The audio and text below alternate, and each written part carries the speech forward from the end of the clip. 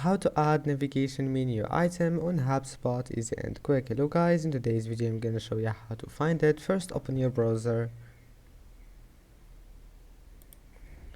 and once you're here scroll down, click settings and then scroll down, and here we'll find website. Click on it and click navigation, and that's it. Now just add menu item. Here we'll find it, and now type anything you want here, and that's it.